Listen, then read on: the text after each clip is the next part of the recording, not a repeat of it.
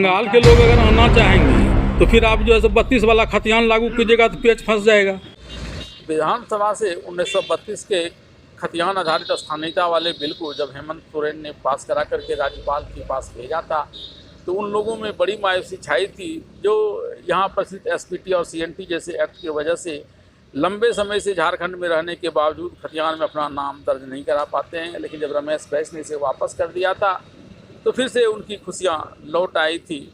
अब एक बार फिर से जब इस बात की चर्चा हो रही है कि रमेश बैस के यहाँ से राज्यपाल के रूप में स्थानांतरित होकर महाराष्ट्र जाने के बाद अब सीपी राधाकृष्णन यहाँ आए हुए हैं, तो एक बार फिर से हेमंत सोरेन की सरकार यही प्रयास दोबारा दोहराएगी।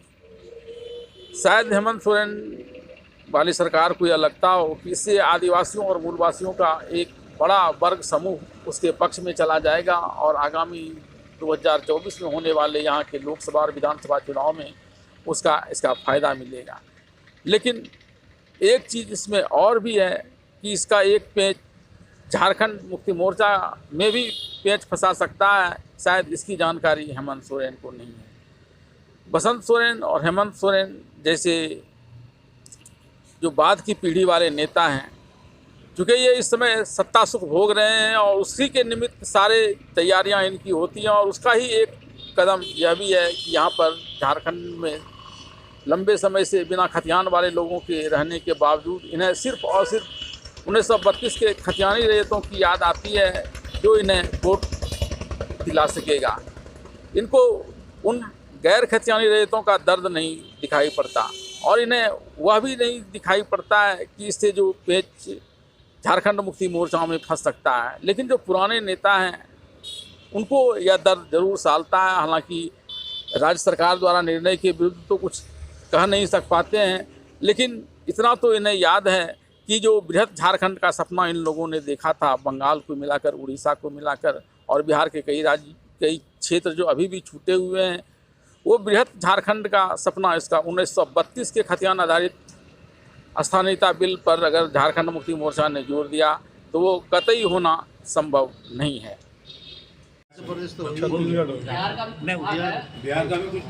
बंगाल बिहार का जमुई है, आपका जमुई है। नहीं, बंगाल के लोग अगर आना चाहेंगे तो फिर आप जो है 32 वाला खतियान लागू कीजिएगा तो पेच फंस जाएगा। कोई नहीं फंसेगा, कैसे फंसेगा? उनका भी अपना लास्ट खतियान नहीं वहाँ का समय जो हुआ उनका भी तो खतियान 32 वाला नहीं होगा ना। किसी राज्य सरकार का यह कर्तव्य होना चाहिए कि उसके राज्य में जो भी बसते हों, चाहे वो खतियानी रैयत हों या गैर खतियानी रैयत हों, विभिन्न कारणों की वजह से सबके हित में उसे काम करना चाहिए। यह बात दिगर है कि इस समय हेमंत सोरेन की सरकार मुख्य रूप से 1932 के खतियान आधारित स्थानीयता को लागू करने के लिए एड़ी चोटी एक किए हुए है।